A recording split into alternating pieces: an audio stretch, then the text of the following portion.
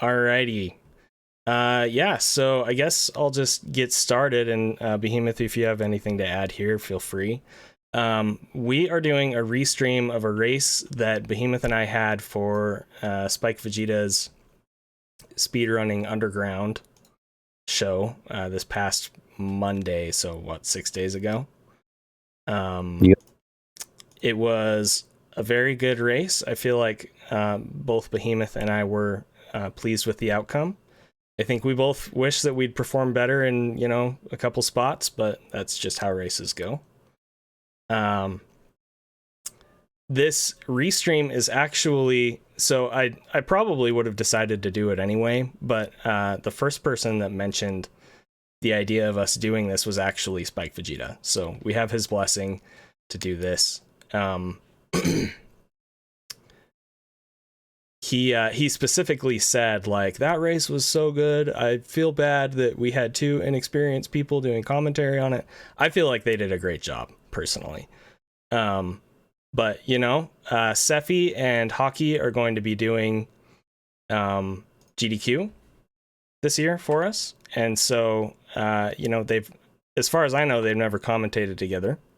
Is that accurate? That is very inaccurate. It's We've done inaccurate. Yeah. Oh, sorry. Yeah, we've done commentary before in like the Prodigy tournament, and I think a couple others, randos and such. Go ahead, Hockey. You said it better than I could. That's exactly right. We did it in 20. That would have been 2018. No, 2019 for Prodigies. Okay, and so a while ago. Yeah, it's been a minute though. Yeah, for sure. Cool. But I'm excited. To be working with you again, Sephy. Yeah, it's gonna be hype. Obviously, two Titans.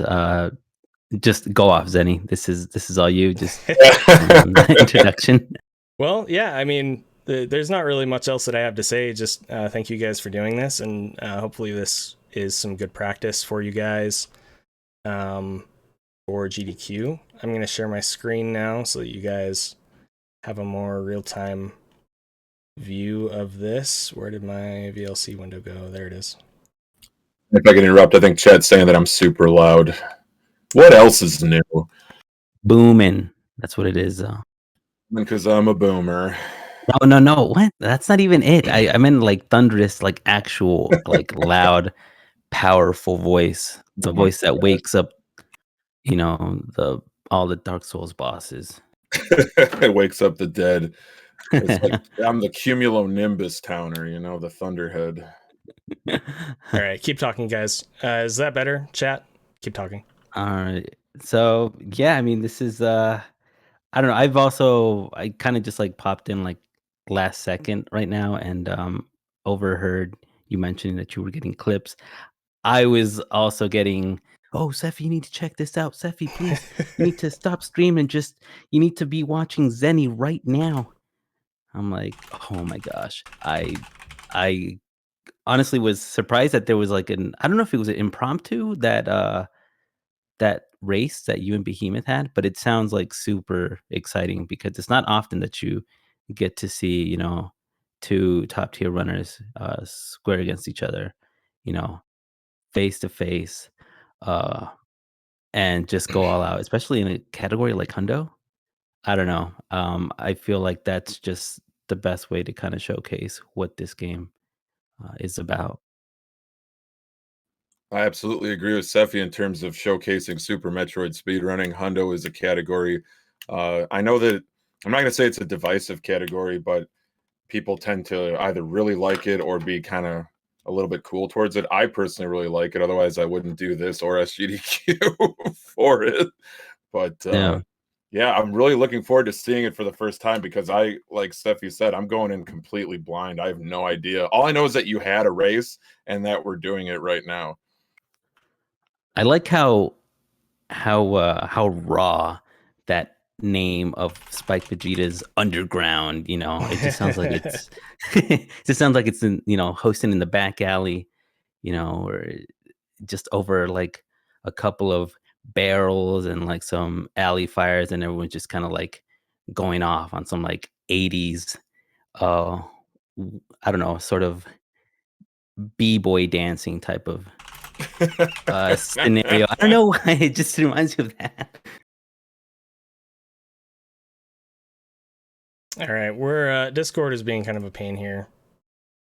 It's making VLC really small when I share it, so you know what? We're gonna do this instead. Hang on.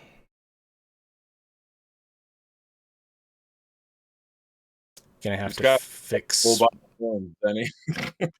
What? I said you can just grab that bull by the horns. If I can make a suggestion, maybe setting it to Wumbo. I think might.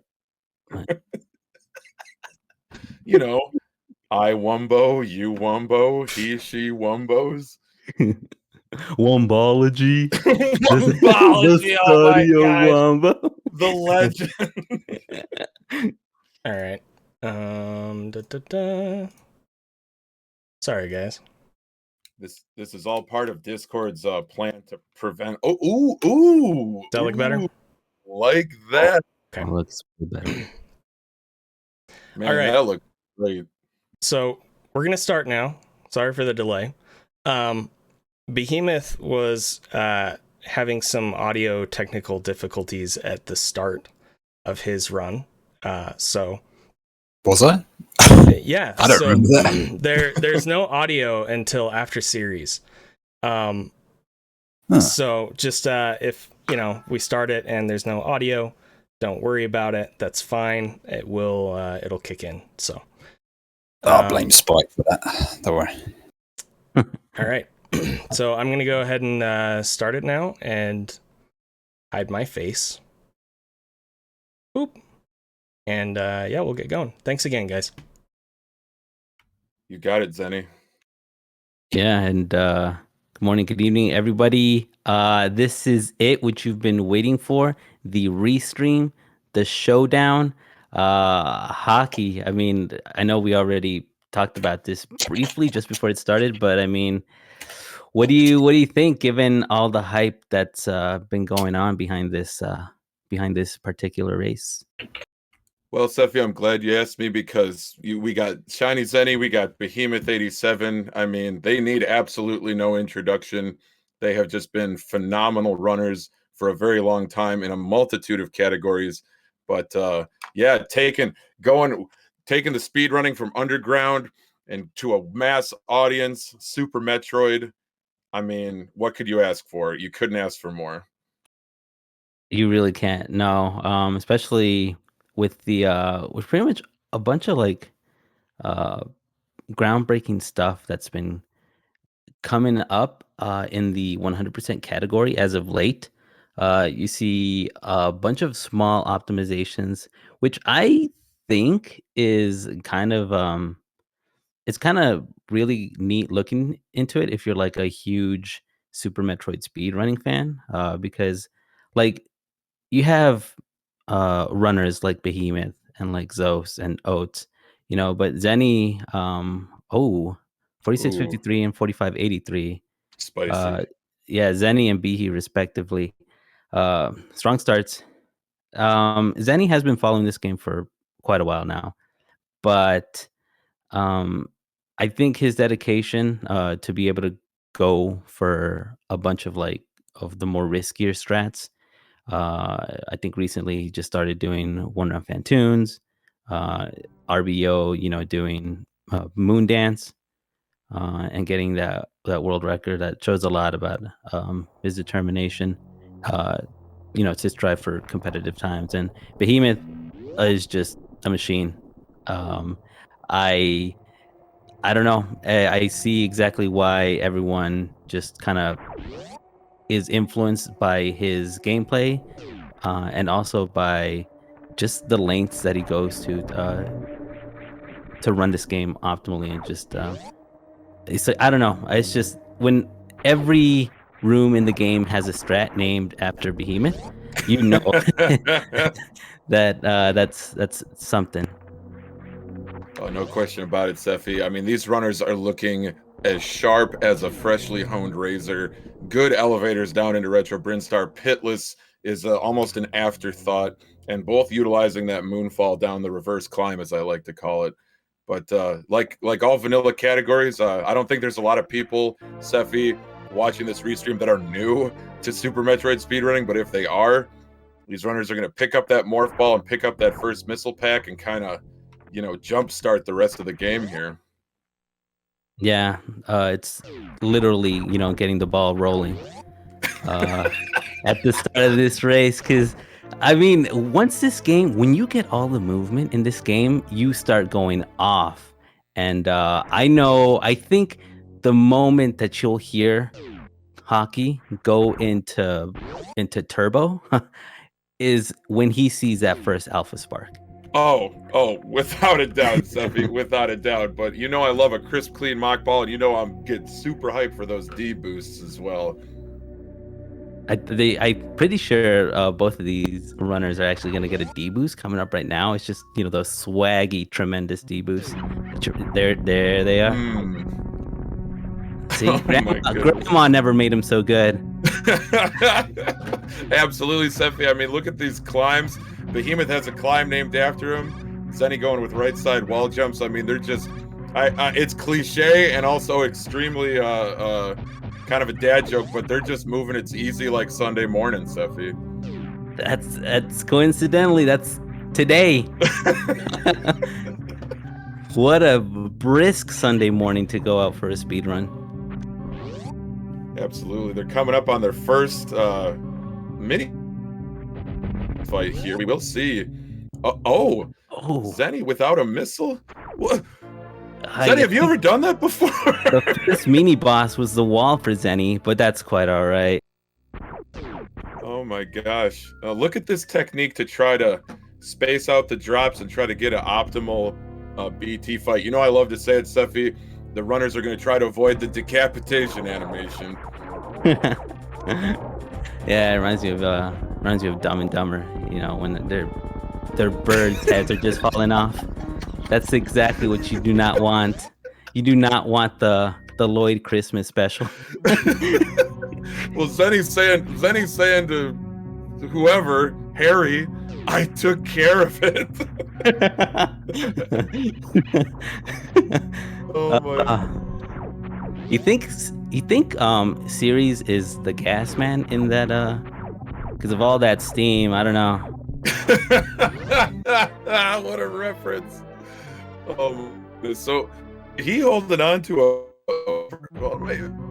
from lead here going into Green Brinstar, made it up Alcatraz escape, no sweat. Zeni picking up that Terminator tank. Now we did this is Hundo, so the runners did skip all those other retro Brinstar items simply because it's what, Sephy? It's faster to get them later? Yeah, these speedrunners are all about speed apparently and running. So optimally, there's just better ways to traverse through every single room with, just better equipped. You're gonna see them come back later and clean up what is called, appropriately the Brinstar cleanup. So yeah, stay tuned for that. That'll be like in an hour or so. Yeah. But this is the first. Behemoth already executed. Zeni executing it as we speak. First major sequence break of the game. Very important to a lot of Super Metroid categories. Getting those super missiles early without having to fight Spore Spawn, which is a recently released DLC content. Nintendo showing amazing support for an almost 30-year-old game. Yeah, that mini boss that we're actually going to be missing out on is actually heavily influenced by the Little Shop of Horrors. Yeah. And I don't know, in just what was the name of the plant? Of the plant, Audrey. Coincidentally, Sephy, we were talking about this morning. It's the name of the plant is Audrey 2, and voiced by the famous Levi Stubbs from the Four Tops, from the Motown band. And the reason that came up in chat is because somebody in Zeni's chat asked, I wonder what Mother Brain's speaking voice sounds like. And Zeni goes, we already know. It sounds like Mother Brain from Captain N, the Game Master. And Mother Brain was voiced by Levi Stubbs. Look at that. It's kind of incredible that, in the DLC, Levi Stubbs is going to have just an additional role. Feed me, Samus. Feed me. Those supers. That's right. That's right. Maybe in 80% all bosses, he gets fed a healthy diet of plasma shots. Maybe, I don't know. Oh, so you'll see something really quick. By the way, the weave is free. That Zeni just but only if you do it right. exactly. There's a couple of items that aren't even hidden. They're just like right there to tease the runners. You know, the temptation of Samus is to the left of them, but it's actually just minimally faster to get them on when they come back to visit this. Right now, all really what they want is to pick up the items that they will need to just kind of set them up for the rest of the run. So you'll see kind of this huge bum rush to Craid to pick up the Varia suit, and which will allow them to protect them from heat damage, and then from there they'll be picking up high jump boots and speed booster, and that's pretty much what's going to be the majority of the movement in this game. No, for sure, Sephy. You can see Zeni's catching up to Behe here as he picks up the spacer beam. Definitely a controversial item, but pretty decent at this point in the game just to be completely outclassed near the end. Yeah, those crabs are really trying to pull Behe backwards. That's what that spacer beam is. But yeah, Zeni is just zooming, not falling behind whatsoever. Just this is the great thing about. I mean, Zeni is second place right now. Yeah. So should be a lot of merit to his game play, his practice that he's been doing. I know Behe, when he's not binging, Arnold movies, he's definitely going off on Super Metroid. Oh, no doubt about it. Yeah, Behe is really looking sharp here, making his way into Craid's lair. Beautiful D boost, shooting that Ghidorah, and getting set up for a Craid quick kill. So the bosses do have optimal strategies to fight them, and Craid quick kill is certainly an optimal way to fight Craid. Yeah, this is perhaps the fastest major boss kill that runners get to execute. Really beautifully done, Behemoth. Well, let's see if Zeni can say anything you can do, I can do just as well. Beautiful. Very nicely done, Zeni. And picking up that Varia suit. Oh, go ahead. Oh, no, I was just going to mention the same thing. Picking up Varia suit, as mentioned before, just protects them from heat. They'll be able to continue into Norfair. Cuando? Hockey. Cuando. But yeah, we're gonna start traversing Norfair. We're gonna be seeing a lot of Norfair. I feel like Norfair is got to be the largest area of the game. Tons of really well hidden items and maybe some really obvious ones. But the next logical progression, this 100% category does follow the intended boss order. I don't think any tassers in chat. I don't think that it is faster to do the bosses out of order for Hundo. Unless you can do like some really optimal, pixel perfect crystal flashing into the wreck ship reserve. Oh my! This is it. This is the route to be running, and even then, there's a couple of divergences that the runners can take. Like, for example, Zeni and Behemoth run the more optimal 100% route, which we'll point out when they get there. But essentially, they just end up grabbing Ice Beam early and grapple late. That's right, because they want to execute the ice clip later in Maridia.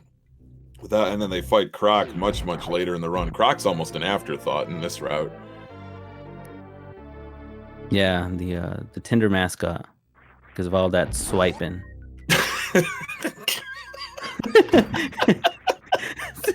I heard that death slam, like, print it, boys. Print it, and then bring me pictures of Spider-Man. Yeah, with Croc. Yeah, I mean, what are your feelings, Sephy? Are you swiping right or left for Croc? If Maybe that's a little too personal. Can I walk it back? no. If Croc's got the goods, normally he doesn't. But if Croc's got the goods, I'm swiping right. Otherwise, that's a hard left, and I'm swiping right on an Edikun maybe. Oh my goodness.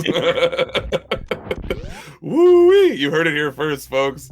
My goodness. But he threw Cathedral, not forgetting those Cathedral missiles. Why? Because both these runners are incredibly experienced with this game. It would be an absolute shock if they forgot anything. But into Bubble Mountain, a treacherous and slightly difficult area of the game made to look really easy by Behemoth.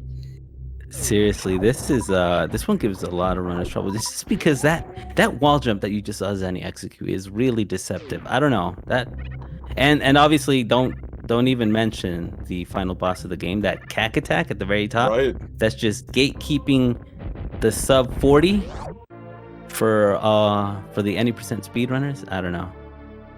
It's a formidable opponent, sits on a throne of Norfair bubble tiles. I mean, but the king is dead. Long live the king, as far as I'm concerned. But Speed Booster pickup Zeni. So about an item fanfare behind Behe. That's what, 7 seconds? Yeah, just about. Like if you round at 7 seconds, that's right. This is really impressive stuff. Very minor mistakes made so far. Chat actually asking, did Behemoth have really low health in the frog pocket? But that was so long ago, Sephy, that I don't have an answer. Just a little bit, but it wasn't. Obviously, Behemoth and Zeni know, they're gonna be playing the very risky game. They've calculated all the damage outputs of enemies. They know when they're in danger. They know when they're absolutely safe. It does get low, but I don't really think I've seen a lot of people die to the frogs, especially in an optimal and just a top tier run, essentially. No, for sure. So double chamber, a distant afterthought for both these runners. Huge leaps of faith up there to get that wall jump. Don't have to go through the lower door. But you mentioned runners of this caliber. It's just like race car driving. It's like you're absolutely pushing it to the limit where you're just millimeters away from failure, crashing into the wall or spinning out of control. That's kind of like optimized speedrunning in this game. Yeah, that's exactly that's actually a really good comparison. I mean, all I know about racing in that format is Ricky Bobby. And if you ain't first, Sephy, you're last.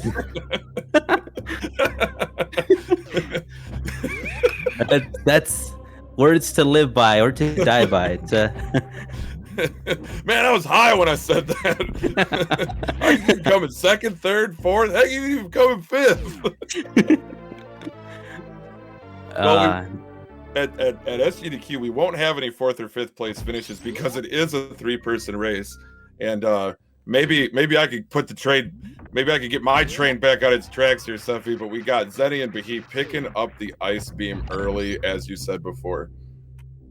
Yeah, this is what marks the route divergence. Like, not that these runners are gonna be going different routes, but what I'm referring to is just that there's 2 major routes that are run by the speedrunners, and the more optimal method, which might be a little bit over 20 seconds of a time save now, given all the optimizations and the work that's been done over the 100% category in recent years. Yeah, that ice beam is pretty much the progression behind a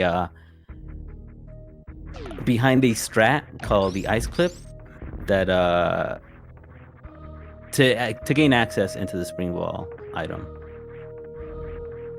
For sure, for sure. So we just saw a pair of beautiful alpha sparks from our runners there heading up Red Tower. Look at the movement speed. Look at the deboost across Hellway from Behemoth. Zeni following suit with a really nice frozen ripper platform at the top of that Red Tower climb. So alpha power bombs, the first power bomb pack to pick up here, but it has a secret behind it, a little missile pack to pick up. But this isn't that Billy Mays.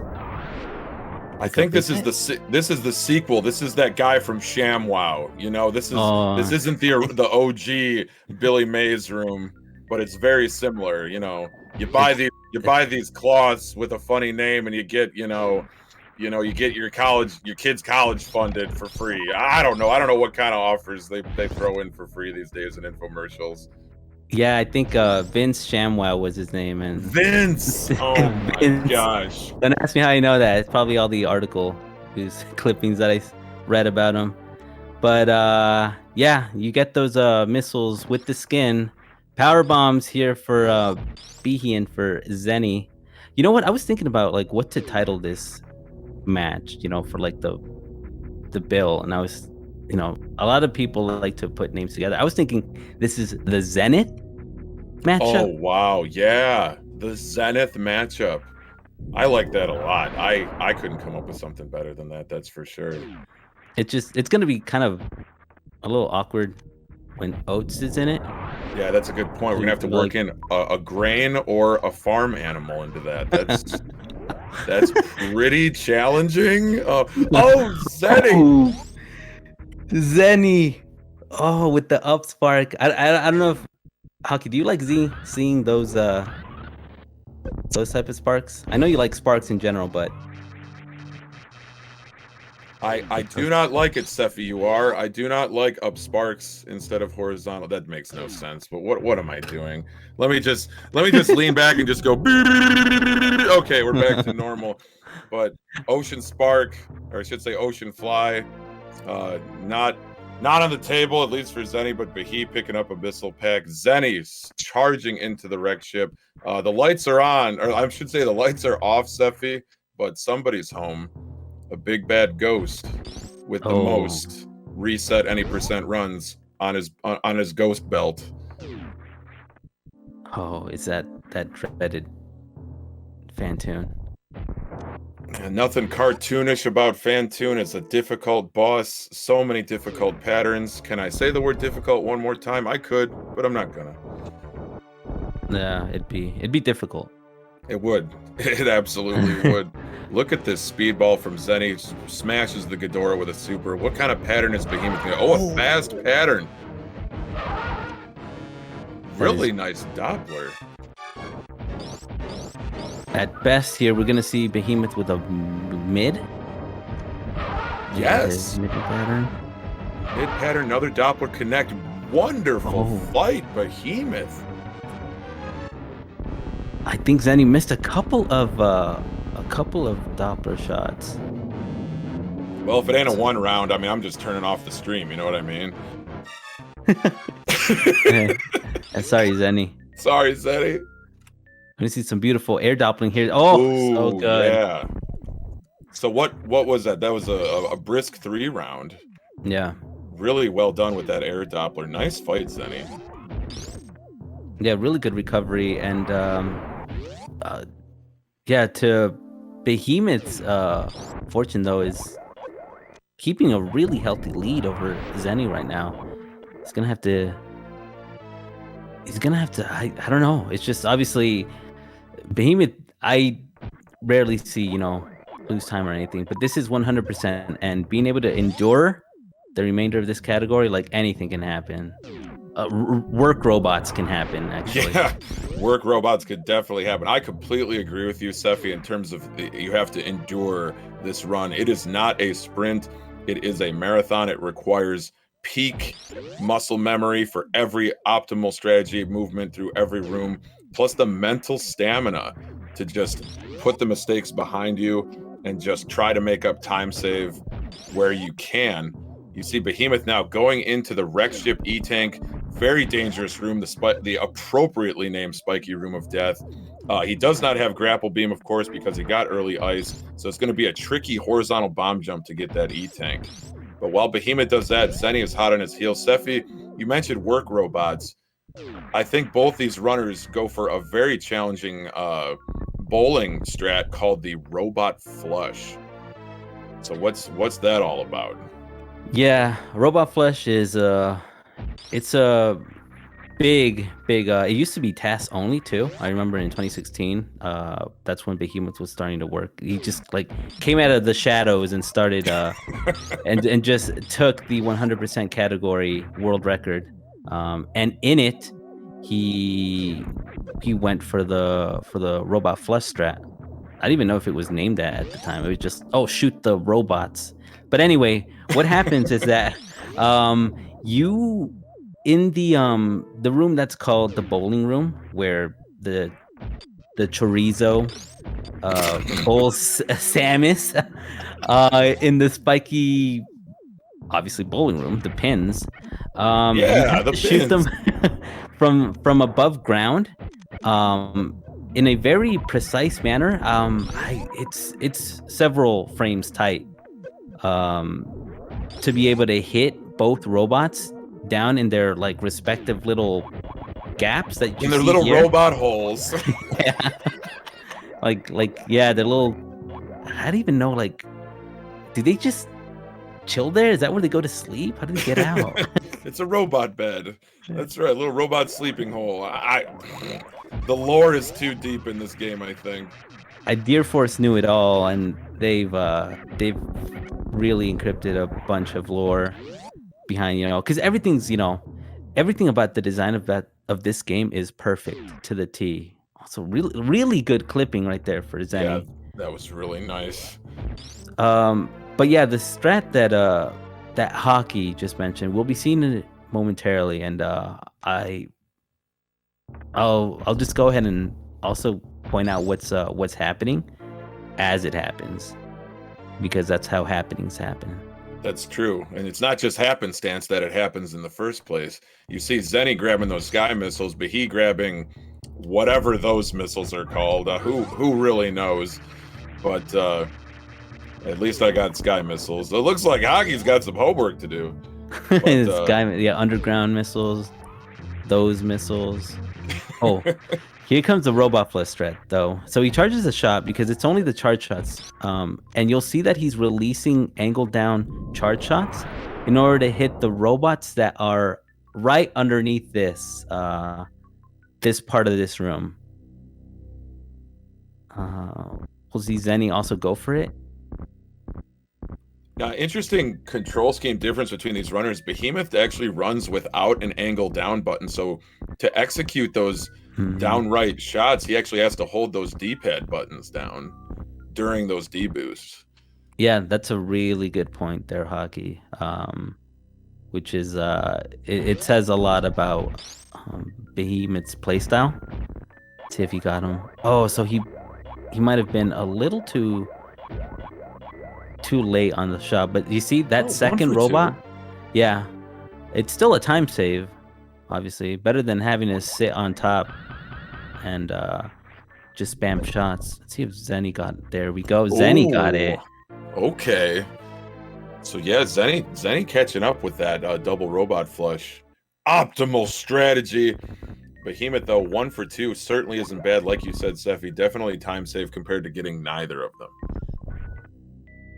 Zeni made a big amount of time here against Behemoth, given that the 3-round Fantoon. Zeni is really kicking it into gear right now. All right, so Zeni giving us some breadcrumbs in chat here. Sephy saying to look at health. They're both leaving. Leaving wreck ship with identical health. Grabbing those ocean missiles is Behemoth. Looking for a little drop down. Same with Zeni. Ooh, doesn't quite get that speedball into the ocean missiles, but very close. This is gonna have ramifications for the gauntlet spark. Yeah, it does. So that's why it's very important. Really nice strat there for Behemoth. However, that was a really good backup, getting those moments. I did not even see that he missed them, but that's a beautiful strat. Wow. I think that's kind of the crux of this game as a speed run game, is knowing those backups and being comfortable to execute maybe your second, third, maybe even fourth choice backup depending on the circumstances. How right you are. That's very true. That's what makes up, a lot of it keeps runners from losing too much time, and that's essentially what this is about. So here we're gonna see the wraparound shot from Behemoth. Again, it's cool that you mentioned, that Behemoth does not have an angle down shot or an angle down button. But at most, or excuse me, at the very least, you want to have at least. Oh, Zeni barely has enough. Oh, he took a big leap. He took a leap to the side. Is he going to make it? Oh, he made it. Oh, let's go. Goodness. Even that jump off the ledge is incredibly tight. It's super tough. And look at this. Look at this. Are we going to see the dub? Are we seeing the double? The double. Oh, yes. Are you kidding me right now? Triple double. Oh, Hockey. Oh, wow. I know what I'm ordering. I'm ordering a double quarter pounder. After seeing these two flounders, just, oh my gosh. These flounders, are you kidding me? My goodness. Both of them showing off that they got the skills to have children with the double procreation professional. This is why we procreate, to create pros. To create pros. We got two pros of this game right here, Sephy. My goodness. It's cool that they were catering. They knew that Hockey was going to be watching, and they decided to execute two sparks. Tremendous. You have a better vernacular than I do, Hockey. What? That's not even close to true. Oh my gosh. The wordplay, the puns, everything. It's just it's tremendous. Like you said, it's tremendous. But we're doing a little Brinstar cleanup here, a little green Brinstar cleanup. We're gonna meet our good friends, the Eticoons. Maybe Sephy earlier was trying to be a little bit more than friends, but Hey, they're pretty cuddly. Look at that. There's a reason why Blue Plasma Spark loves them, and what? I back him up for it. Yeah, absolutely. Shout outs to Beeps. Great dude. Great runner for sure. But Behemoth and Zeni, the stars of the program today. I hope you won't touch that dial, even though computers don't really have dials. Antiquated. Whatever. Take it away, Sephy. I mean, they're playing pretty much like tasks. They might as well be computers. When they get in the zone. Oh, look at this frame perfect. Like, they were matched. That turnaround animation. That is nuts. Now I feel like this is when the run just starts getting super good, and this is where a lot of the optimized movement has been making a lot of changes ever since Zeni came back to 100%, because Zeni did play 100% when he first started running this game again. Like, he's been following the game for a while, but back in 2018, 2017, thereabouts, he did play this. He did speedrun this game and got like a 122. An hour and 22.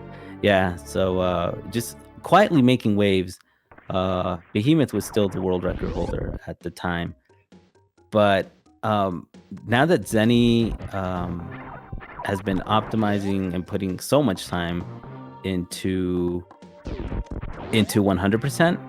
As of late, like, there's just so many cool things that just you kind of start seeing in this route, because of collabing with Behemoth and other taskers, trying to think of like the best ways to execute movement and strats and the like.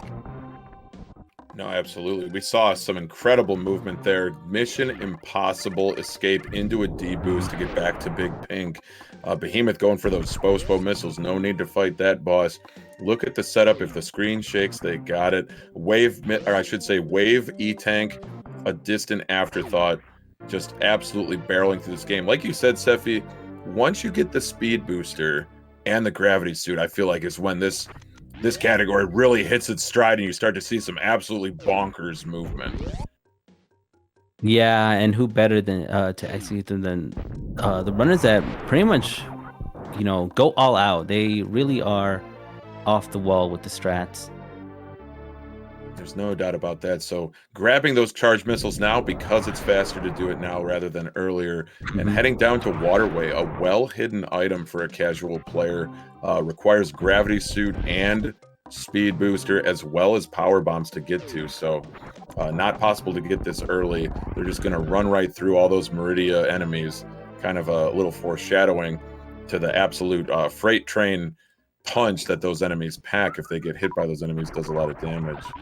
But yeah, really, I'm really amazed that we're a half hour into this run and these runners are just trading haymakers right now.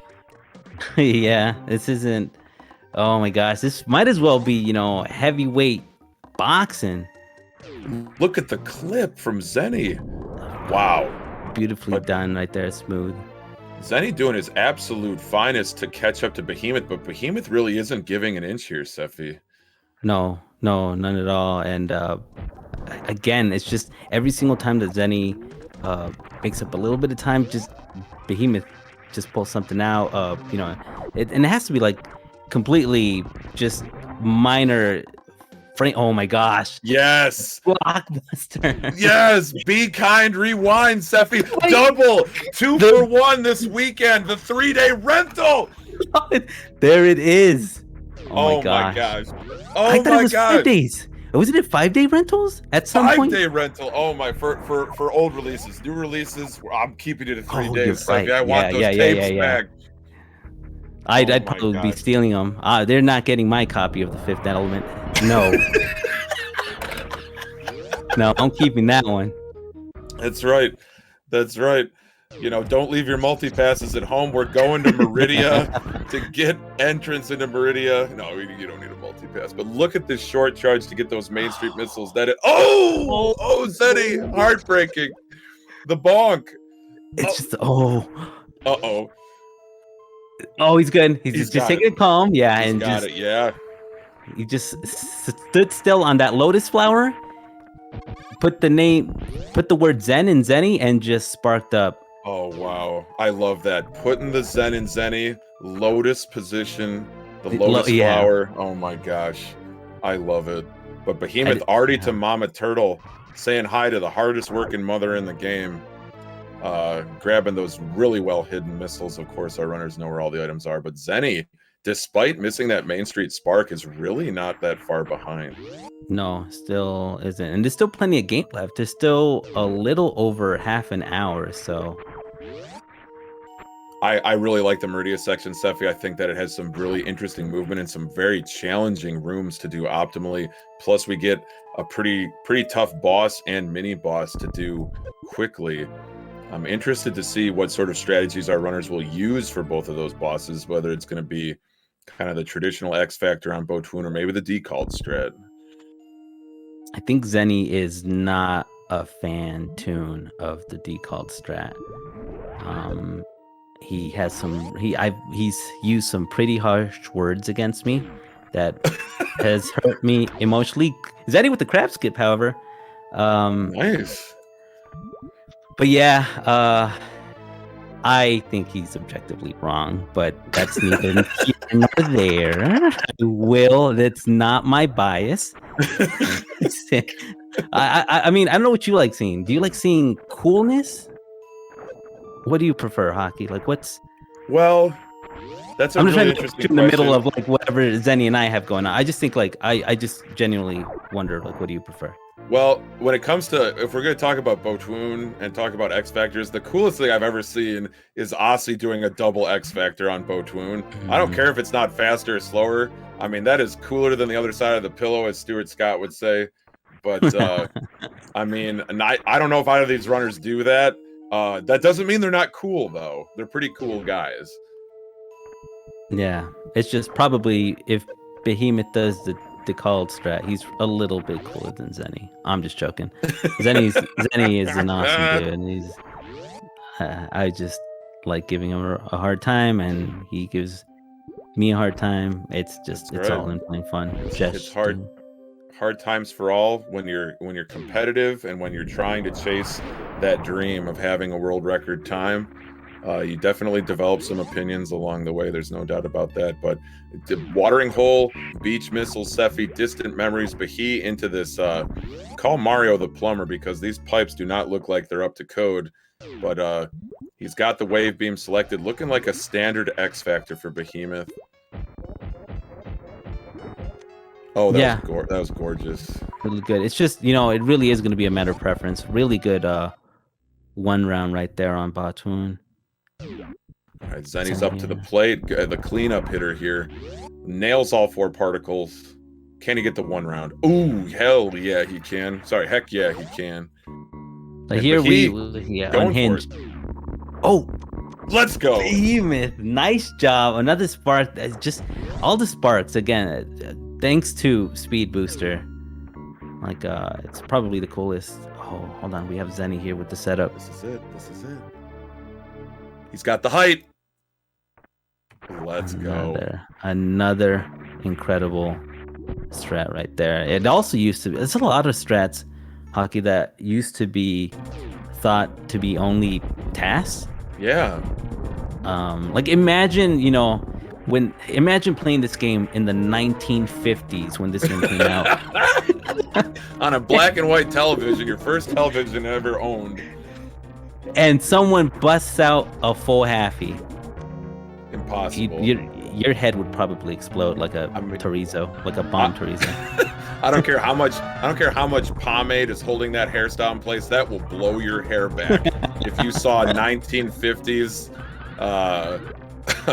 full halfie there. Oh my gosh, yeah, I know. Behemoth, what kind of fight was that? Are you kidding me? Behemoth with the rain dance setup, and then getting a really, really good. Oh my gosh, and Zeni following up as well. Consolidating their blue suits into spike suits, getting the good frames. Both of them. Oh, both of them with spike suits. I really like that backup spike suit, because normally what I've seen is runners just kind of like land and try to set up another spike suit attempt. But here that's actually going to store this a shine spark, although you don't see it because normally you have to charge it. Right. But with this, like Behemoth just showed off, Zeni is also going to be sparking back over to this incredible Coliseum room. Whew.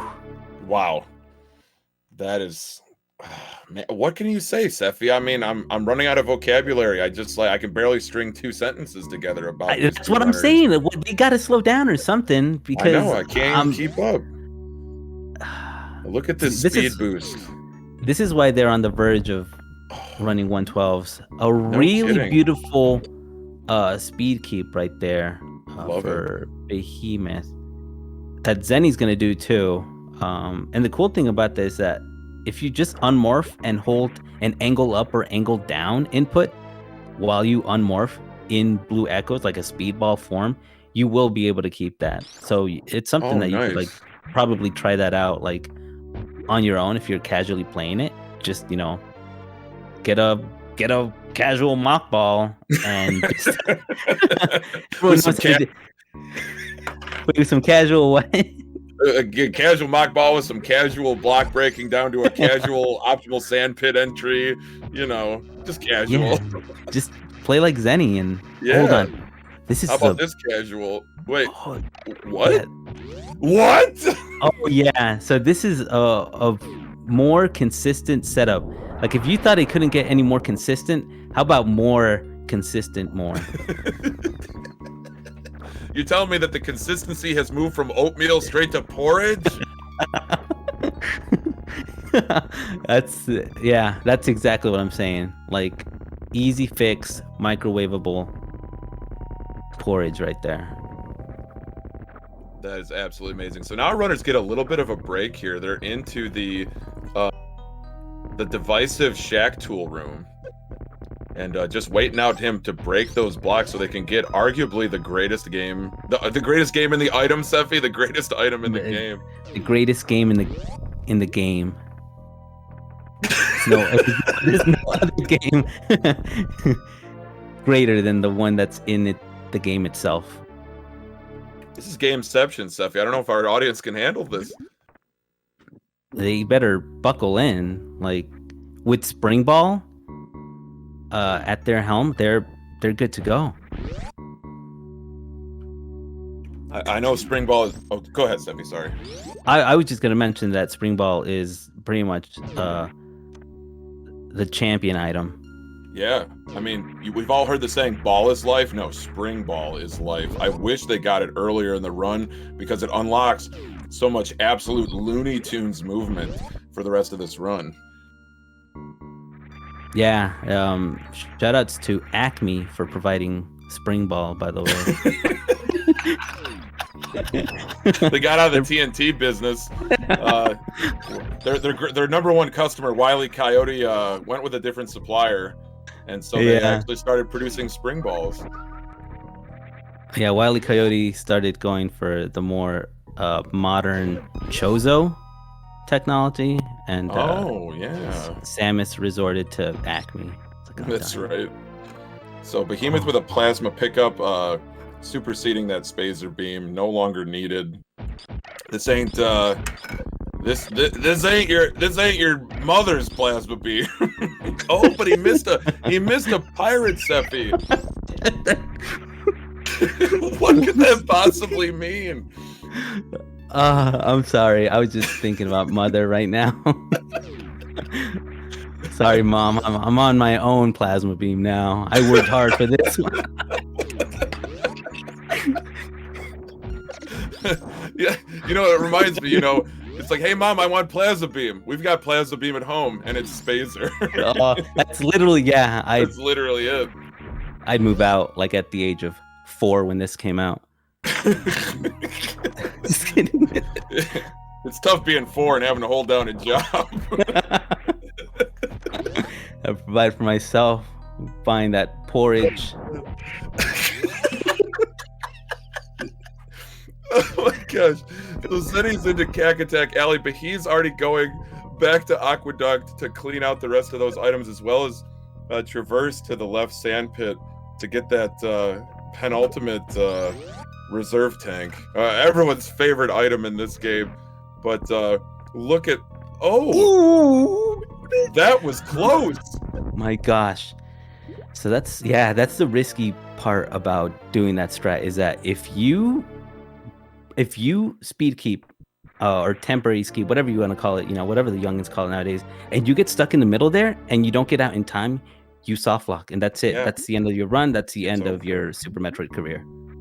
So Behemoth definitely came a little bit close to soft locking there. Zeni didn't quite get the break through the blocks there he wanted. He actually had to go for a backup short charge, but then didn't get that either. So I think I'm not trying to dog Zeni here, Sephy, but that was probably the biggest mistake we've seen Zeni make, besides deciding to speedrun this game. No, I'm just kidding. Oh my God. I mean, those words burn true, Hockey. Oh no, I'm getting too real. Too real. Oh my gosh. But even then, even with those mistakes, like imagine Zeni not making those mistakes. Like he's still right on there. Behemoth's coattails, or like what's closer than the coattails on Behemoth's coat? Oh my goodness. I'm not much of a tailor, Sephy. I don't have a lot of experience with menswear, but maybe Behe does. I heard he frequents Savile Row a lot in London. So he knows a lot about coattails. We might want to ask him after the race is over. Okay, I know that's like so stereotypical. Someone from the UK, Savile Row. I'm sorry, Behemoth. I apologize on behalf of myself and my co-commentator, because Sephy's definitely responsible. He brings this out of me. Hey, no, there's only one person to blame him. Blame Zeni. He reached out to us, and he knew. He knew what he was getting into. So here I know that Behemoth was practicing it a few days ago, but Zeni might actually try to go for this speedball here. Oh, I want to see it. I'd love to see it. Ooh, Ooh, this is it. He got it. I know he got got it. You're kidding me. You're kidding. That can't even be real. With Zeni, nothing that is real is real. Take that, Jaden Smith. Just kidding. So are mirrors, by the way. Oh my gosh. Well, when you look at these two runners, you're looking at the man in the mirror because these runners are so equally skilled. Yeah. We're looking at crumble shaft from Behe grabbing that missile pack, tumble. Look at the D boost. Oh my gosh. That was that one Sova's sole purpose is to just be there at that perfect spot to D boost. That's right. Now, Sephy, I'm not trying to create a rift between you and Zeni, but I thought it was interesting that you called it a Sova. I hope Zeni knows about this. Zeni likes to have takes that are alternative. Alternative takes. Yes, like the adult music that I listen to. That's right. It's for lack of a better word. No, but yeah, it's there's so many like ways to look at this game, you know, that just I feel like it's just, you know, you can pick your favorite item, you can pick your favorite term, you know, to refer to an enemy, you can pick your favorite strat. There's like so many things that I feel, you know, you can be like team Sova, team Nova. How about Team Behemoth here? Beautiful space boost into a spring ball jump. Zeni going for the same strategy, trying to drain that acid, you know, trying to make a safer work environment for the denizens of Zebes. Yeah. Oh, go on.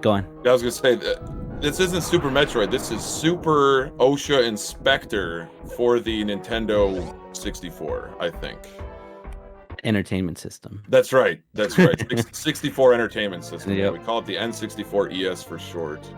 Look at that wow. Beautiful ball boost there. Sorry, go on. No, that I am just my brain is in a million places at once, but these runners are locked into the movement, into the route and the strats and the tech. Behemoth just absolutely going hard on Golden Torizo, turning him into a Rust Torizo there. Just devastating fight. Zeni with a similar fight. We saw spring ball jumps. We saw, what else did we see, Sephy? Because this has been spellbinding. We saw some really optimal space jumping. If you, again, like I said, there's a lot of ways that you can take this game, you know, that you can either like settle for this strat or that strat. What I wanted to point out was Behemoth's method of fighting Golden Torizo. You saw him jumping and aiming down and shooting his charge shots.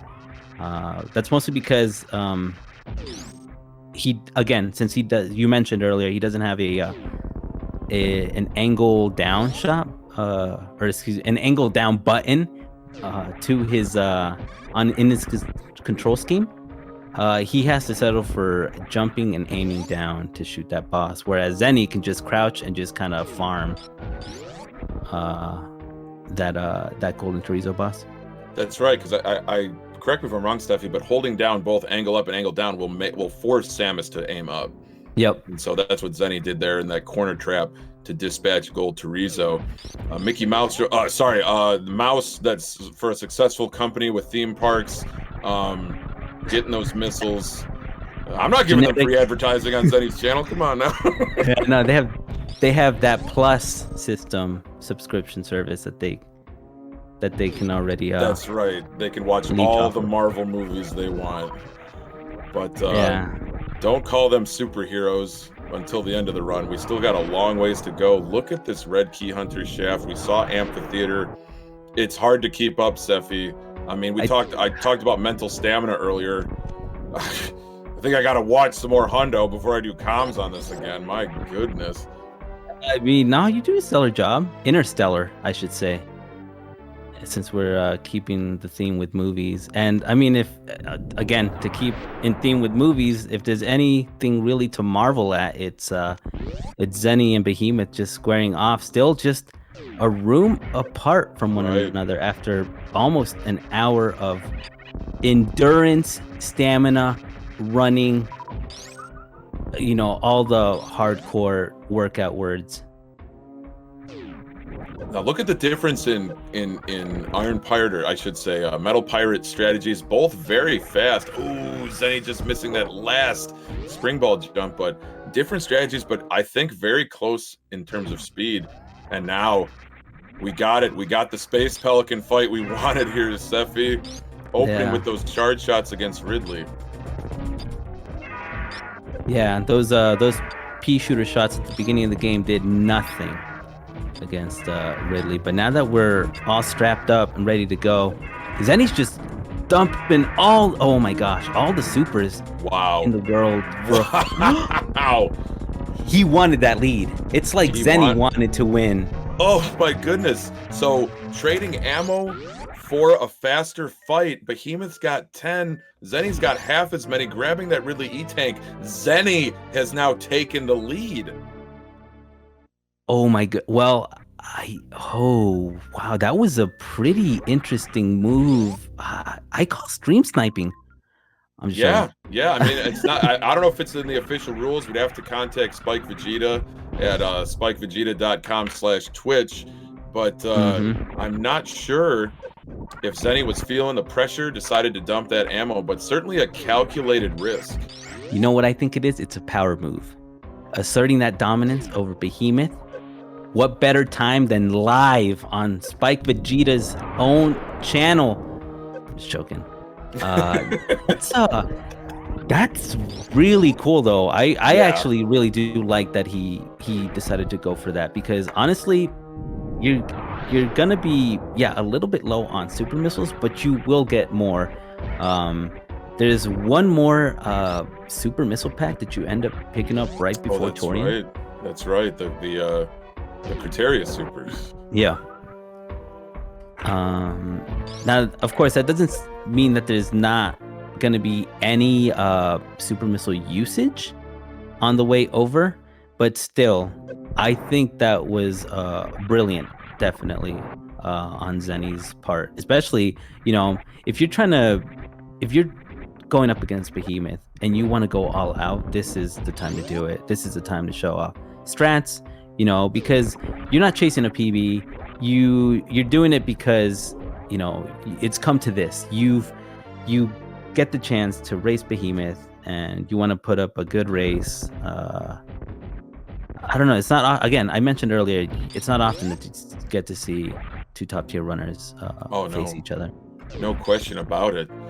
This has been an absolutely wonderful Lower Norfair and a spellbinding race in totality, and we still have a lot more, but Zeni out to a firm lead here, the biggest lead he's had in this race. I think that might come down to that decision to just unload those supers on Ridley. That was a huge amount of time saved.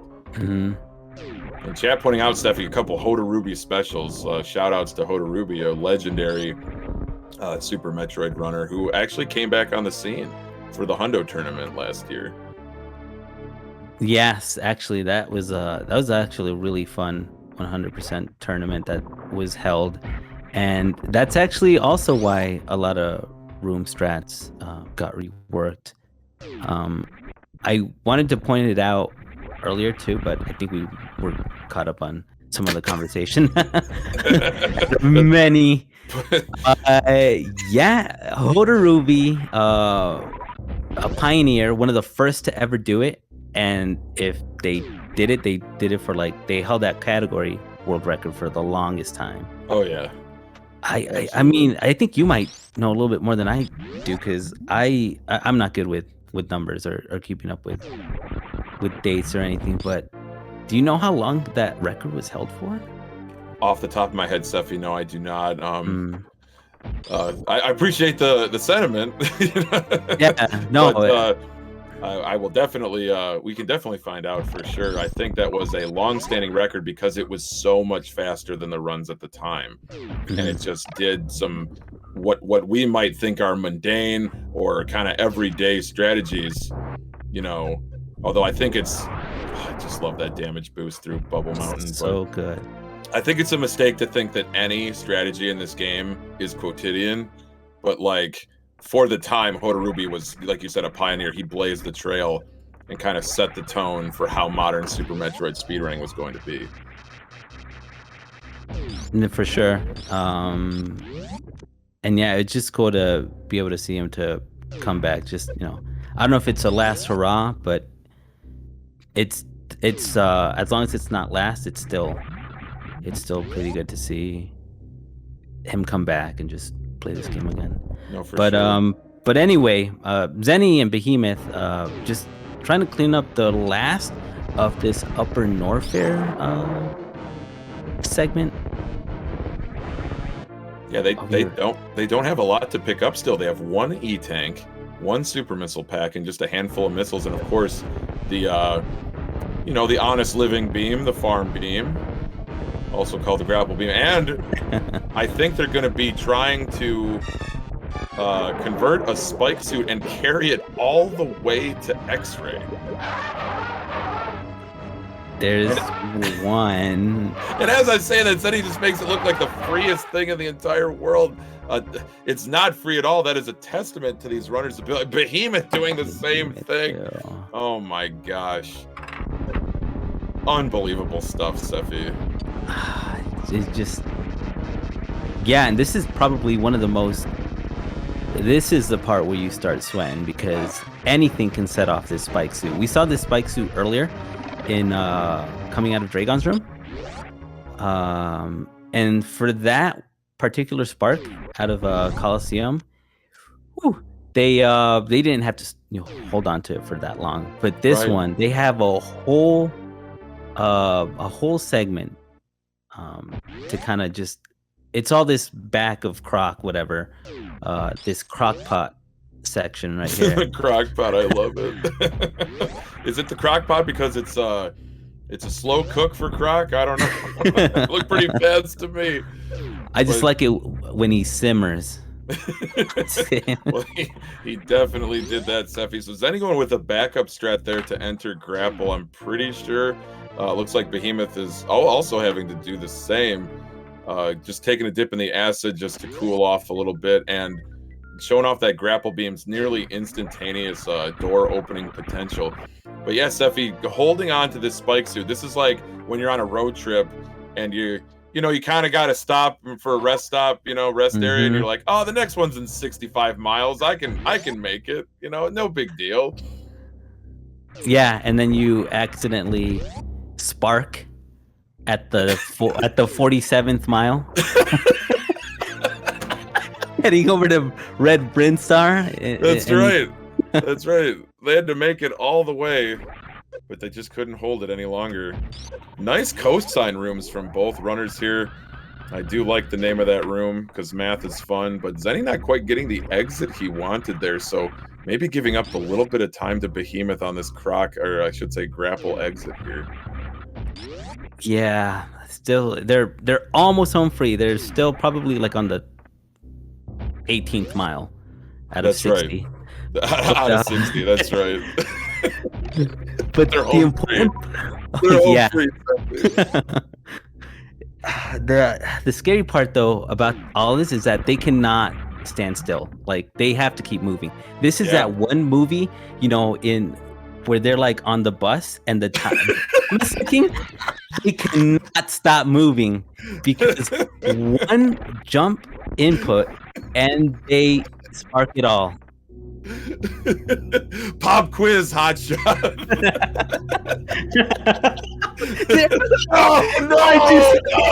No! Okay, why'd you see it? Behemoth failed the pop quiz. Oh, Behemoth, no! So close to carrying that spike suit. Zeni's still got it though, Sephy, and he's making it. He's only a couple rooms away. Yeah, I mean Can he make it, Sephy? He's in the room before the room before the room. I see the 76 sign up ahead. I think Zeni's in the clear. He's got it. Yes. Oh, nice. Zeni with the execution of the X-ray spark, carrying a spike suit all the way from Crocomire. Behemoth's gonna have to get a really good running start here, and just keep a good space jump rhythm without hitting those spikes across this room. So having to settle for the backup here, but still doing it very quickly. Yeah, no doubt. Really good high five right there for Zeni and Behemoth. Yeah, Zeni is actually, you know what Zeni likes doing? He likes going for this reverse linky. It's a 100% category exclusive strat. This is, I would say, one of the rarest movement techniques in any completed run, and it just so happens, chat, that my co-commentator's got one. It's a good attempt. I know he likes going for it, and it's essentially springballing all the way up this room we call the Green Hill Zone. Because you for it as well.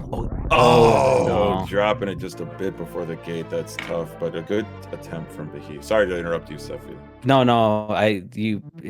it's good that you did, because Behemoth was also it's a really important room. I just want to point out that it's called Green Hill Zone because those are green hills, and you look like Sonic in that blue ball form. Just a running and a jumping, right? Yeah. It's a game about running and jumping, but this is about running, jumping, shooting, shine sparking, damage boosting, wall jumping, who knows what else. But Vince from ShamWow, you're fired. We're going with the OG here, Sephy. Bringing him, resurrecting Billy Mays. Yeah. Grabbing that missile, take it away, Sephy. Yeah, wait, there's more. You thought you could get past us, huh? Silly little missile there.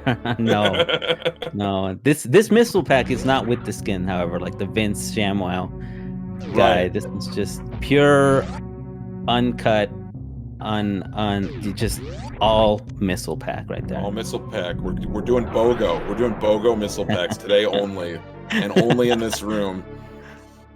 Didn't you say at one point that this category, like everything's got to go? It's a 100% clearance sale.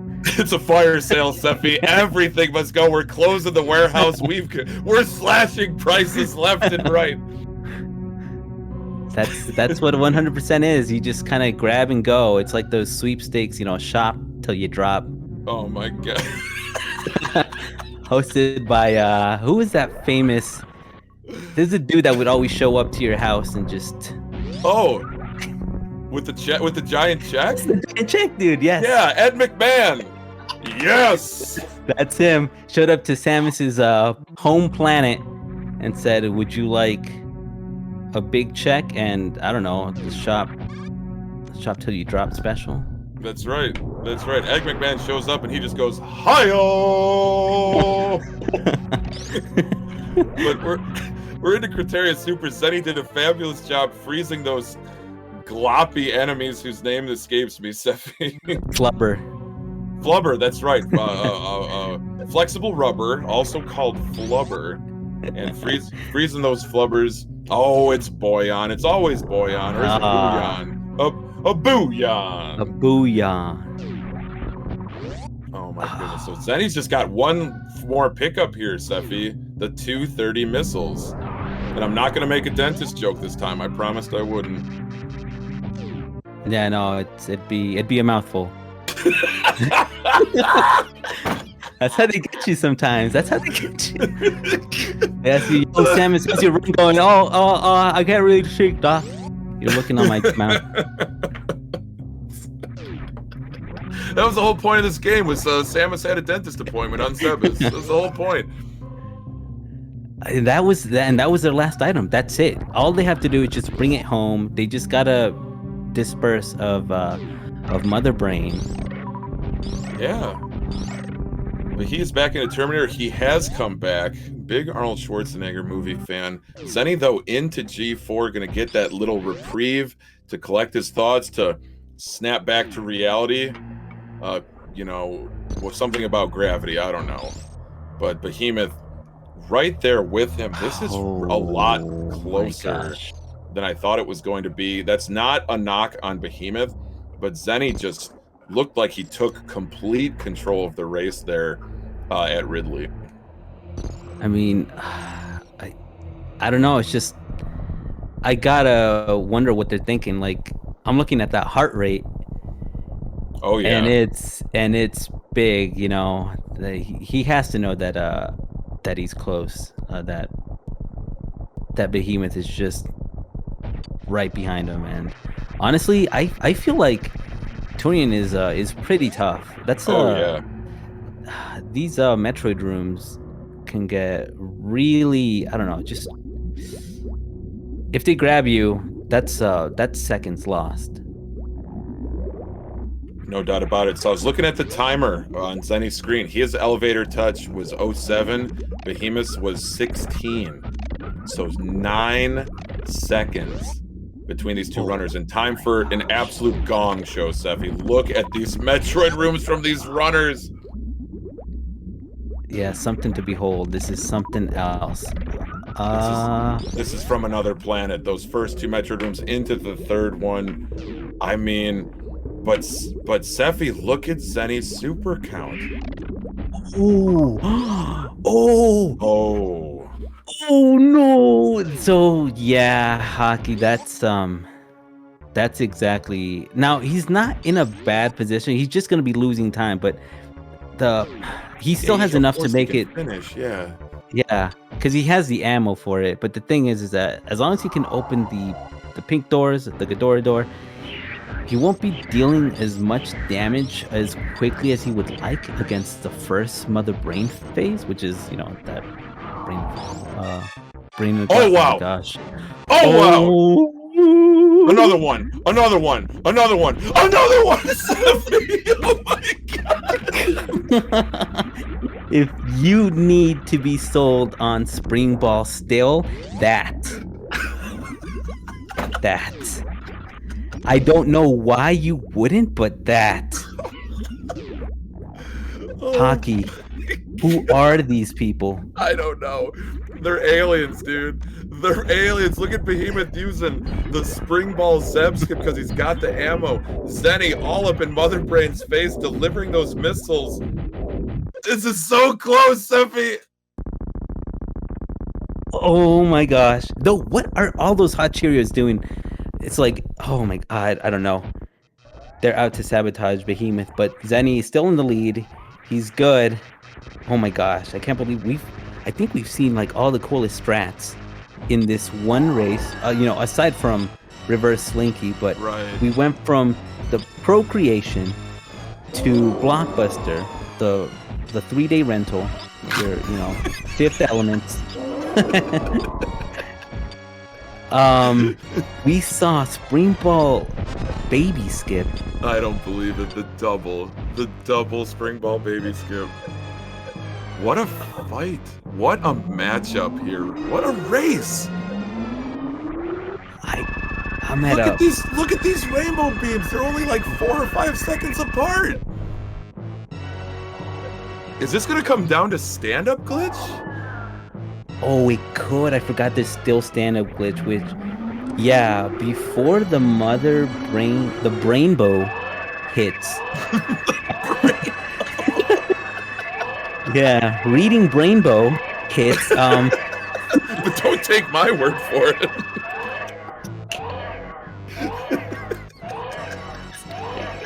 I tried to explain. I can't explain stand-up glitch now because now I want to take Hockey's word for it. Oh gosh, I've always said that stand-up glitch is a combination of voodoo, black magic, and witchcraft. I have no idea how it works.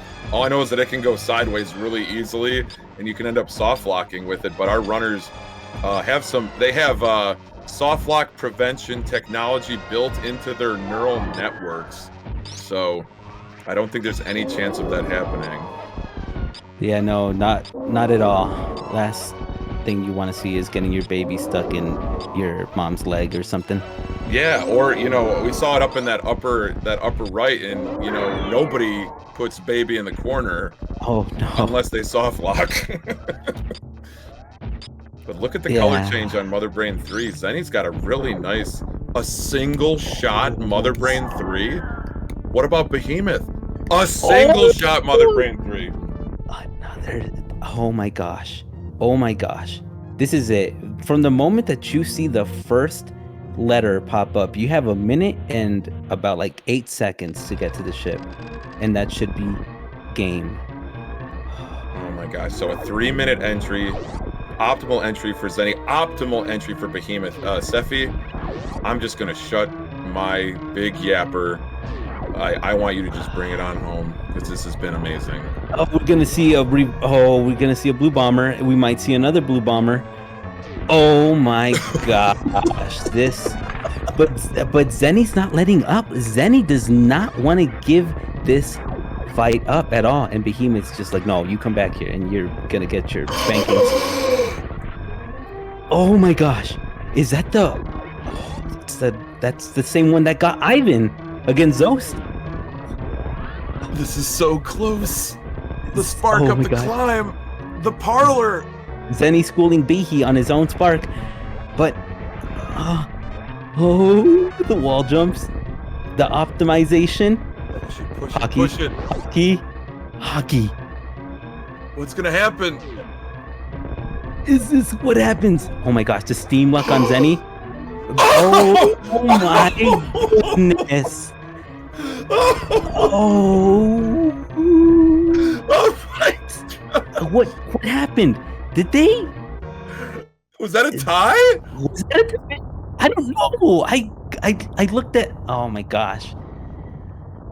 I could have sworn. Zeni faced forward first and said, "You're done." But did they time that back? That was so close. Oh my gosh. What? Wow. Imagine watching this live and oh my goodness. I don't know. With an official time of I have no idea. GG's to the winners of this race, which is the viewers and us, because that was absolutely sensational. Wow. Sephy. Wow. Good game. Yeah, to Zeni and Behemoth. You said it, Hockey. Actually better. It's like great game. Great game, yeah. That's the new GG for sure. Look at this finish. Look at Zeni just getting trolled by the steam. Behemoth with a huge jump. Look at this. The frame. What are we looking at? Oh my gosh. There it is. Oh, wow. Oh. 113.59, 80.87 for Zeni. But for Behemoth, how many frames is that? How many frames? That it had to have been. Wait a minute. So that timer at the bottom is Behemoth's finish time? 113.59.99? 12/100ths of a second difference? That Zeni's just reaching. That's a tie. I'm calling it a tie. If you round up, it's a tie. I'm just joking. What the heck? Are you kidding me? Are you kidding me right now? That's got to be the closest 100% race ever. At a top tier level, yeah. At a top tier level. Oh my gosh. Oh, chat pointing out, yeah, he's not at the 0.99. Behemoth's not on the ship. Oh my gosh. I like Zeni. Is that Zeni Squirtle? That Squirtle right there is just clutching onto that heart because the heart rate's about to burst. Yeah, look at that 157. He's feeling it. He's absolutely feeling it. Wow. Oh my gosh. Runners, Behemoth 87, Shiny Zeni. I hope you'll jump into the call and give us some insight into that because that was absolutely phenomenal. Mm-hmm. Yeah, I'm here. I'm just waiting for you guys to, say Just your shut up. piece. We get it. We get it, Zen. So I synced this up to the frame. I don't know exactly how many frames difference it was, but it was close enough that actually on the restream it showed Behemoth finishing first on SpikeVegeta's Really? channel. Just because of network latency and whatever. And we did end up declaring it a tie. It was a technical win on my part, but it was less than half a second for sure. I think Behe's final time facing forward was like a 1:14.0. Like a 0.0x, maybe a 0.1x. Yeah. But, oh my god. I've been watching this game maybe shorter than some, but I've been watching this game since 2016. I have never seen anything like that. Yeah, neither have I. I'll be honest, I've not seen a tighter race than that in all like sorts of definitions of the word tight, even like back into the 90s slang of the word tight. That was a great race. Good job to the both of you. Wow. Oh my gosh. And honestly, Great thank you game. for inviting like Hockey and I to do this. That's yeah, you're welcome for sure. Thanks for doing Absolutely it. funny. So yeah, I mean, as far as the race performance goes, and I was talking about this in chat. I was watching the race while I was doing it, and every time I made up any time on Behemoth, I would make this big mistake, and so I was like a solid fanfare behind for more than half the race. What it really came down to was just the fact that I had so many supers going into Ridley. Behemoth made a pretty bad mistake on the Metal Pirates before Ridley, and then I had a bunch of supers, and so my Ridley fight was really fast. And then of course things like the X-ray spark and other things like that. But yeah, it was super nerve-wracking. I mean, you guys mentioned my heart rate a couple times. Like going into Turian, I knew if I had a bad Turian, it was over.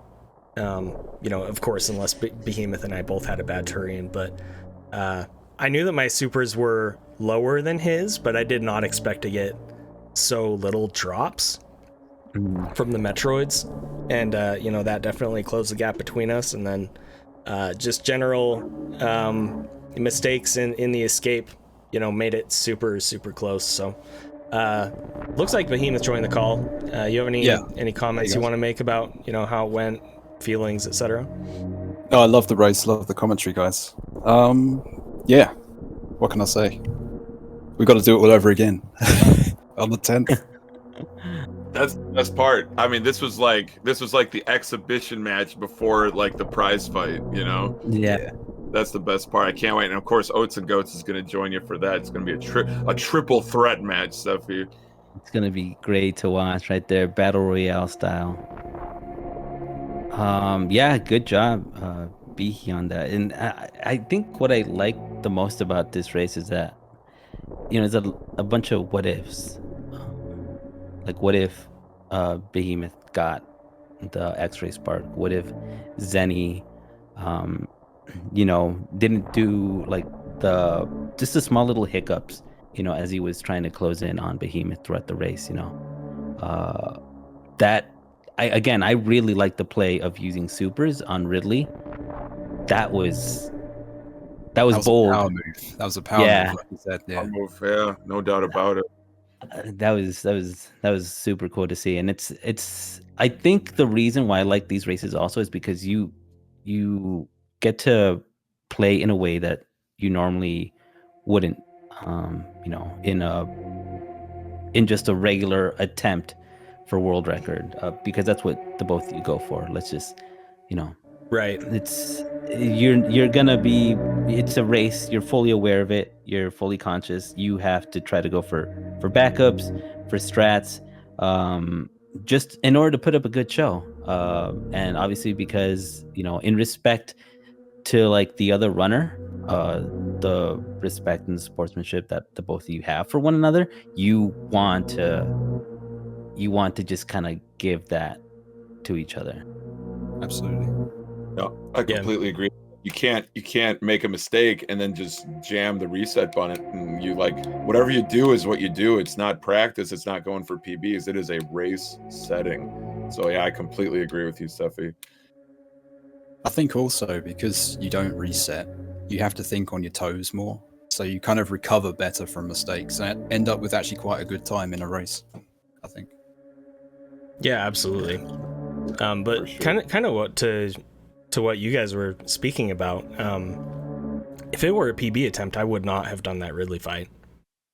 You know, but because I was aware of the race and kind of where the standing was between us, I knew that I had enough supers to take that risk, and so I did. And you know, it paid off.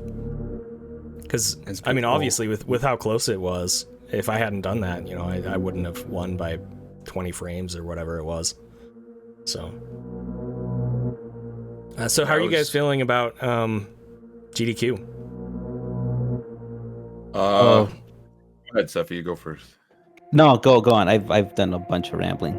No. Okay, if you insist. I'm definitely. I went into this pretty cold. I just got back from vacation yesterday and did nothing but unpack and sleep. So I promise I will be well studied in a month. I do not want to not know anything, even though I will.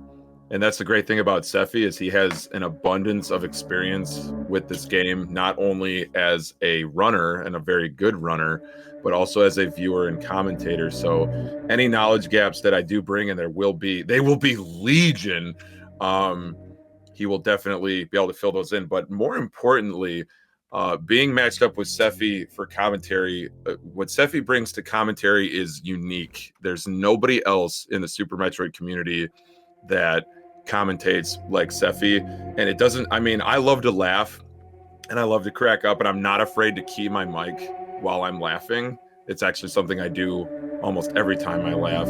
So being paired up with him and being able to play off of each other and make references and make jokes, but also put on, you know, to augment the show that you guys are putting on as the runners, it's something really special, and I'm really looking forward to it.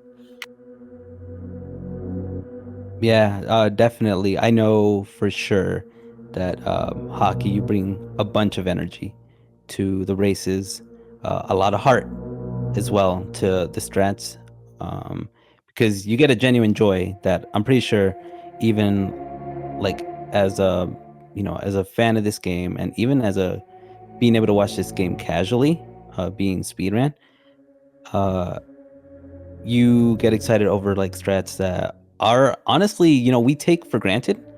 Let's be honest, like there's just a lot of things that we're kind of that us as seeing the game over and over again, we kind of overlook the fact that even like the tiniest thing that might not seem as cool is actually still genuinely cool, which is why I bring up a good point about like the deboost, about like the sparks. A lot of people on their first playthroughs, they don't know about sparking, and then they learn about it, and then being like watching it done throughout the course of a run is awesome, and you're able to capture that, with how even if it's even it's not bad that it's like exaggerated, because it's legit. It's like an actual thing. You're hyping up what is this race, what is going to be the GDQ race. So you're able to do that. And on top of that, obviously, when you and I are on commentary, we riff. We do it good. I am definitely comfortable with doing commentary with Hockey, because I know that just the way that he can pick up on the things that I say, and I can pick up on the things that he says, because of how our brains kind of like make connections to try to make the commentary, as they mentioned, colorful. I think it's smooth, and it's good. I don't feel like at any point I mean, yeah, I don't feel like you have like really any gaps. It's just that with how fast Zeni and Behemoth run, it's hard to keep up. No doubt. That's doubt. literally what it is. Because I know I missed out on mentioning a bunch of like strats and trying to explain some of this stuff. That said, I will also do my best to try to explain more, because I know that that there's some things that a lot of people don't know. I won't get too technical because I definitely don't want to be the person that's like, oh yeah, and then you gotta like hold angle down, angle up, and then jump, backside flip, roll, and all of that. And then they're like 10 rooms ahead, of the thing that we just got done explaining, for sure. Yeah. I think with hockey, I'm able to do that, like just super good. I have just no obstacles in commentary, just because I know that him and we just pop off. So thank you, hockey, doubt. for all this. Thank you too, Sephy, for what you said and so much more. Yeah, I think commentating 100% in general is really difficult, so I appreciate you guys being willing to step in and do that. It's like Hockey said, if you take too much time explaining, little intricate details, by the time you're done explaining the thing, the runners have left that in the dust. They're 10 rooms past whatever it was, or different things like that. That being said, with like a GDQ race or run, I think that's also a difficult thing to balance, talking about the game and what's going on and explaining things, but also not being overbearing, like Sephy was saying. And I feel like you guys will do a really good job of both of those things. You mentioned that, you're not quite familiar enough with the run right now and you're going to be studying up and whatever. I feel like you guys did a great job. Obviously there were strats that happened that were missed, and there were little details that were kind of missed just because things happen so fast and you get engaged in whatever else you're talking about. Like, Behemoth accidentally skipping over the missiles in Moat the first time, which significantly changed visually what the pacing was for all of Wrecked Ship. But like, that being said, I feel like you guys did a great job. Commentary was very entertaining, and you hit on a lot of the key points of the run. If you'd like, we can sit down and take notes on like some of the things that would be probably good to talk about during GDQ. But yeah, I think kind of like Zeni, to that point, like it's like the must-haves, like for viewer understanding, because I look at your chat and I see a lot of names that I recognize, whereas GDQ is going to be in front of 100,000, 200,000 people. The SM community is just not that big. Right. Maybe someday, but not today. But I'm not that anxious or nervous about kind of the crowd or the online format. I know Sephy's done it live. Sephy was on the couch for Oats and Goats' 100% map, and I had my 15 minutes last year at Corona Relief done quick for a race in a different game that I was not prepared for, but that's a whole nother story. But I think, I think to do the game justice and the category justice, I think there are some like must hits, for sure. Yeah, I am down for that. Hit us up with whatever you feel. I also have thought about, just to give you all, because I don't know exactly, what we're going to be able to say, like if you're going to be able to like introduce yourselves, but I have thought about like reaching out to you, to Behemoth, to Oats, about like things, that they feel like they're okay with, like wanting the chat to know, the viewers to know, like just a couple of like trivia things that we could probably like squeeze into commentary. But other than that, obviously I want to be able to hit like the things that should be mentioned of the run that are pretty important, and Hockey did a good job, to be able to bring all that back in. I'm just excited. I'm really excited to be doing it. I'm a little nervous, but it's like 98% excitement for sure. Yep. And I feel like, sorry, go ahead, Sephy. No, I was just gonna say I share that same like feeling. And I think like I don't want to be overburdensome or overbearing. Like I don't want to like pre-prepare too much, because when we do Sephy, like it's very organic, and I think I don't want anything really to be that scripted. Yeah, I was gonna say we definitely don't want it to be too scripted. Yeah, I don't think it will be. We just got to have some bullet points. Yeah, that's literally it. Yeah. Behemoth. So you were not watching the race when we were doing it, right? That's right. Yeah. Just because I'm curious, what were you thinking at Baby Skip? Like, was it even a question whether you would do your spring ball skip or default back to the safer PRKD one? Or I was definitely going to go for the skip because it's just like yourself. I just always do it. I knew I was on a good pace. I didn't know the pace that you were on. Right.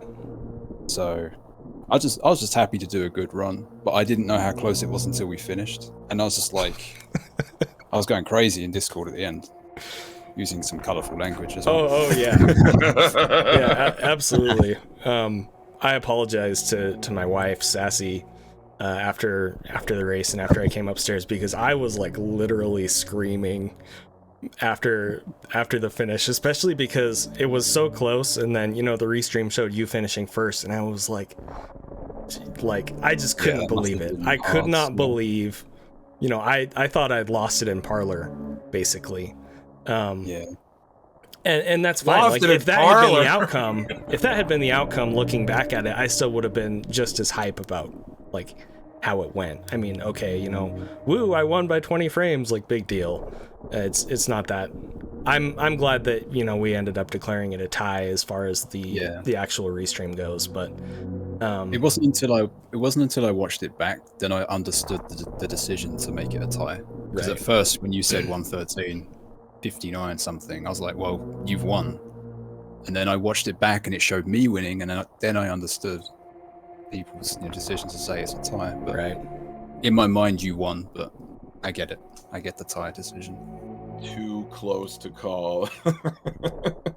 Yeah, I think that's literally what they said on the stream. Yeah. So, and shout outs to SpikeVegeta and his stream and his show too, because he reached out to Behemoth and I, and both of us were kind of like, yeah, sure, we can do a race, I guess. Like, I didn't want to put Behemoth on the spot because he hadn't been playing 100%. He'd been doing GT Classic, and I'd never heard of the show before. Like, I knew SpikeVegeta obviously, and I really like him, but it was kind of one of those very random feeling things that came up, and I'm so glad that we did it, because me too. I feel like it has been a great precursor to GDQ, and honestly, if our GDQ race is even half this good, it'll be a great time. So for sure. No doubt. Yeah, it was really amazing, and I'm glad I got to be a part of it, and looking forward to doing the SGDQ race. It's just really cool. Yep. I did actually want to mention though, like, because you asked us how we're feeling, about GDQ for commentary. Yeah. How are the both of you feeling? Like, do you want to start off with Behemoth? Yeah, I want to know, like, because I know everyone's excited and anticipating, how everything's going. But yeah, Behemoth, go on. Sure. I'm pretty relaxed about it, to be honest.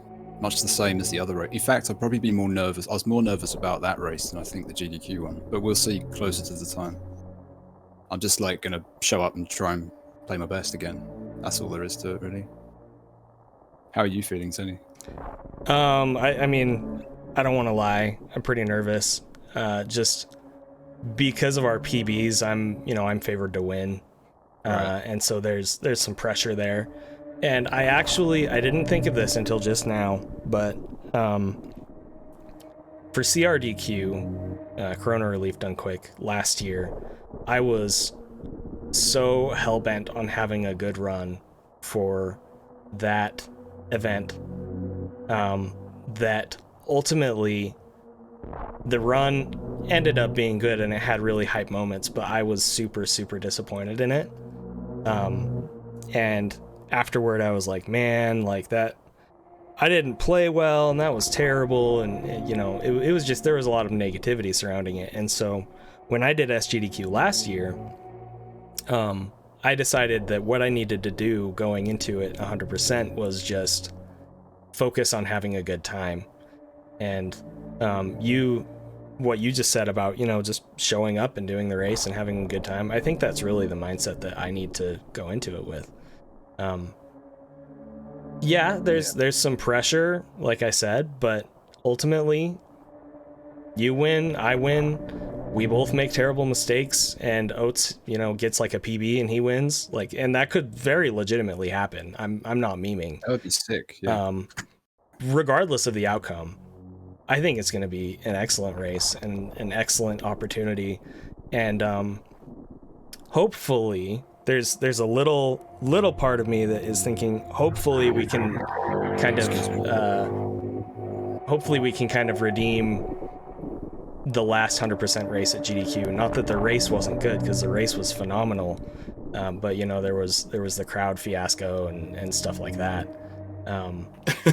Yeah. I'm just hoping that this can be what people think about going forward when they think about Super Metroid 100% at GDQ, instead of, you know, that race that happened a few years ago. That's a really good point, Zeni. Really good point. Kind of reset the memory, kind of. Right.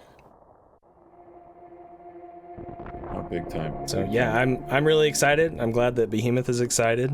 I hope that Oates is excited. I know that he's been really stressed out with stuff with his house, and has been having a hard time just in general staying motivated and stuff. And I've been there, and I know Behemoth has been there, and ultimately I think we all just show up and do the best that we can, and more importantly have a good time. So that's how I'm feeling about it. Well spoken, Zeni. Well spoken. But yeah, it's been a thrill. Again, I can't express my thank yous, my appreciations for having us jump in on this hockey. It's been fun. I know a lot of people have been dying to hear us. Yeah. Together on commentary again. So I hope this satiates that, and obviously like the race, that's the GDQ race that's gonna happen a month from now.